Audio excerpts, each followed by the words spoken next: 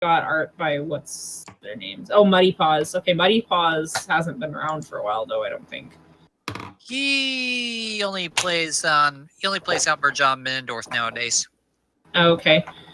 Okay, yeah, so this guy's a 2014 model. I know Dias.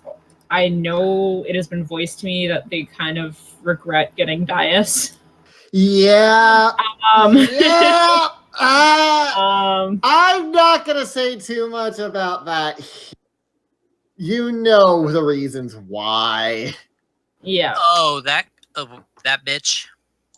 Wait, is this? Hang on a sec. I gotta make sure I'm correct here. Don't. Yeah. Yeah. I know who this guy is. Yeah. Yep. So yeah, I know they're not super happy with that. So, they've got a decent amount of cap space, which is good. They've got 2 gaps to fill. So I'm thinking right now, filler-wise, they need at least 1 swing fur in there. Right now, they've got a swing fur playing as their shooting guard, and they've also got a big fur playing in power forward position. I will say this right now. I am loving Noah's defensive rating. That is pretty Look good. at Merrill Providence's offensive rating, guys. 153.5. On That's 95 minutes. That's got to be one of the highest offensive ratings. Well, highest that's anywhere close to 100. Yeah. So yeah, 153 defensive or offensive and a 104 defensive. So Merrill's actually. Yeah, I'm surprised you aren't giving Merrill more time, considering the last tar of the league has been doing really well. It's just. I'm honestly wondering if they shouldn't be bumping Savoy down. Yeah. And putting Merrill there, because Savoy is only a 104 and a 107. Merrill's got much better numbers. Yeah. For the short time that he's played. Yeah. Although, I don't know, because Merrill already has more playtime than Sam Panagoyan anyway. So. And I am also very happy with Noah's free throw percent rating. 93%. Nobody cares, Fradis. I care. I care. He's my character. I'm trying to. If you don't, let's see. Let's say more than 50 minutes. Merrill Providence has the 3rd highest offensive rating. 3rd highest. Okay. So Ricardo I Rodriguez would say... has 170. And Pura has 166. Yeah. Oh wow. So. So yeah, I would definitely say that they should be bumping down Savoy and putting the Tor up on their starting line, at least for a couple games, and try him out, see if he actually very least put him up to bench numbers. 1 to 3. Stop playing him at the bench. Well, he has started 1 game. He did start 1 game. I don't know what he did on that 1 game, but he did start 1 game. Do you know which game it is? Or was? No, this doesn't say when they did. It just says he did start 1 game. Yeah. Okay, probably an early one, I would guess, when they were still testing things out. Yeah. But yeah, I mean, Dufresne, Sawyer, Belark, Shook on starting. I think that's a pretty good foursome there. And Savoy. Savoy's not bad, but Providence is better. Based on the numbers we're seeing anyway. Yeah. Well, from the shooting guard spot, you want people who can score, and so 104 is the average shooting rate. You either want Beck or you want Providence moved up because both of them have a lot better shooting offensive rating than Savoy. Beck is a 129 and Providence is a 153. So yeah, I mean they can move Stephanie Beck or Providence up, and they'd have an even stronger starting line and a more balanced starting line. Yeah, currently Merrill is the sort of Juniper Hill of last season, where it's this person that's like no one's ever playing them, but whenever I'm looking, it's like they're always at the top for like all their stats because it's like they're definitely really good. Merrill does still have a player on Twitter. Yeah, so. But I'm more talking about. Well, and Kyuji's still kicking around. Like Kyuji's actually becoming more active. It seems. Yeah. It's more the fact that someone who the coaches pretty much just keep ignoring, and yet they're constantly doing really, really well. That's what I'm mainly saying. That Juniper Hill was like always like for the longest time was sitting at like 160 offensive rating, but was never being played. It's like yeah. So I think it's picked up and she's doing well. So I think we've got another issue here of good pieces not putting them in the right place. Okay. Necessarily. Here's my thing about and that. And 2 blank spaces. Okay. Here's my problem with the 2 pieces thing. And this is, I'm going to get so much shit for this, but at this point, screw it. I don't fucking care because this actually pisses me off in a lot of ways. You know what the problem is? The problem is that Koftura, as a coach, does not take any fucking initiative. Like, okay, a couple of days ago, he poked me over DMs on Slack, and he was just like, and he's like, he has no idea how 10 is doing, and he's just, and he needed to whine the fuck about the Tennessee's results lately because he's just like, wah, and he just takes no initiative. He needs to take and the problem comes this team is going to get off there. And the thing is that he always prefers to sit there and whine about how, his life is so fucking hard. And it's just like, then take some goddamn initiative, you lazy bum. You might want to edit this before you post it up, Mig. I don't really know how to do too much editing, so I just updated it.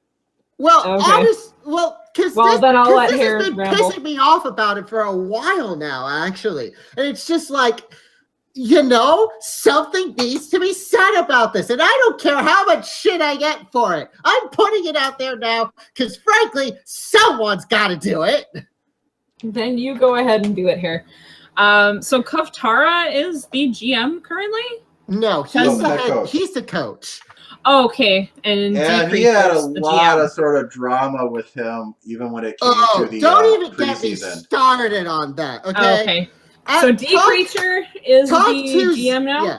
Okay. Yeah, that hasn't been changed on the wiki. Yeah, talk to Xenos about the drama sometime. He could give you a ton of print screens.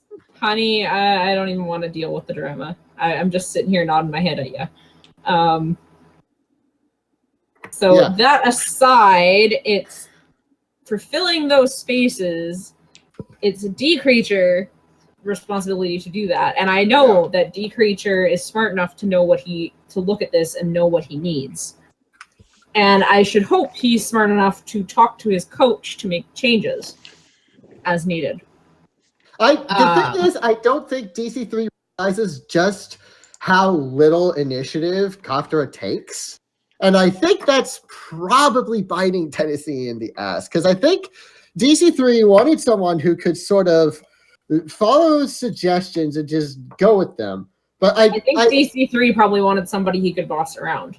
Yeah, and I think he no, because to be fair, it was his coaching that sort of brought Tennessee out of the basement last season. So I could see why he'd go with that. I just think he doesn't. I just think he made a small judgment error with that, which, to be quite frank, I think a lot of FBA specific folks who didn't know him in the UFFL would have done the same thing. So I don't even blame DC3 for that. Yeah, it mainly looks like it's a lot of. Sort of like a lot of other teams, they have a lot of really good players who are just not being played where they really should be. Yeah, and I definitely kind of agree. I mean, if you've got a head coach that isn't being proactive on shuffling players as needed and making changes, I mean, that's a problem. That's why I decided to quit head coaching, because my last season with Winnipeg, that's how I was. I was sick of it. I'm like, screw it. Like, this team doesn't have players that can pull off what the GM wants them to pull off. So, I mean, what's even the point? Immediately, as Seattle's coach, most part, it's like if the team is I will mainly do I will just rotate the benches around periodically, and then unless we're struggling, then I'll pretty much leave the starters as they are unless it's like, okay, we're starting to struggle. Yeah. And also, just kind of throwing this out there, let Noah start at least 1 or 2 games, maybe, please. We'll see what happens with that. Anyway, so I think it's clear where Tennessee has to do stuff. Yeah, they've got to... Let's move over a little bit to Lorraine, shall we? The first of the 3-6 teams. The worst. The first of the worst. The first of the worst, Mig. Please! Aggie's already said it now! With the Bible quoter and the girl with way too much makeup. Sorry, but you put on way too much makeup and your clothes are way too expensive for the FBA. Bitch, please. I could rate her for filth if I wanted to. You haven't met my draft entry for next year yet. Trust me, she's even more fabulous than Danica. So, yeah. At least from what you... Here's the thing, though, Betsy. From what you told me about your draft character for next year, at least she has class. Danica... And attitude. Yeah, Danica has attitude, but it's basic bitch. And I'm like, bitch, please. Even Agundio can read you for filth. And he's Catholic. A Catholic boy can read you. A good old Catholic boy can read you for filth.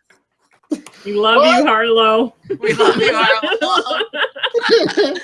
But you created a basic bitch, and I will fucking read her for filth if I want. He created 2 basic bitches. At least her sister has more class than she does. True. And has it reeled back. She's able to keep herself on a leash while Danica, oh my god! She opens her mouth and her legs, and it spreads everywhere. Anyway, let's talk about the team itself. One thing I want to know: why isn't Akaku starting with those numbers? Akaku is starting. Yeah, he's their shooting guard. Only not just recently. She's she's only had 1 start so far. Okay. Yeah, because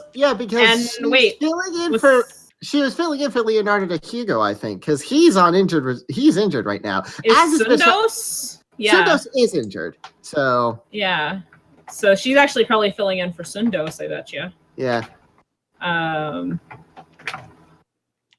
Yeah. First glance, team looks relatively balanced. They look like they've got enough guards. Well, see, here's the thing, because I've talked to Zenos about this times. His biggest frustration right now is that he does not have good big backup, which was something that Marty was really trying to get during the free agency period, and it just didn't work out. Because like fucking Trent Mosley went off to Biloxi, where he's now being underutilized. And he wasn't really able to get anything else. So he got Simon Thal, but Simon's not that great. I let him go for a reason. Yeah, sorry. But no, he really wanted James Frustricchio, actually. It was after Frustricchio went back to Albany that Marty was sort of just like, great, what do I do now?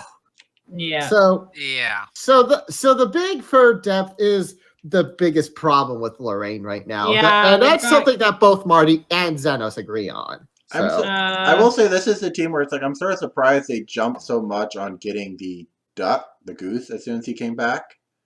Yeah, Edwin. But they had Edwin originally, I think. Yeah. When Edwin first joined the league, they were the ones that signed him. Yeah. So maybe that's why they jumped on him, and maybe that's why Edwin came back. There's another for giving him a $7.5 million contract out of retirement. Yeah. Out of semi-retirement, but yeah. And they picked up, well, that's not a rookie, that's a sophomore. So, and we pretty much said, it's like, yeah, if you want back, sure. But since you've been gone for a while, he was going to be slightly nerfed. Yeah. His stats weren't going to be as good as someone who's been playing for all these years. Yeah. Yeah. They've got a couple of sophomores in there. Yeah. Yeah, I will just say this now. I may read her for filth a lot, but Danica was actually a really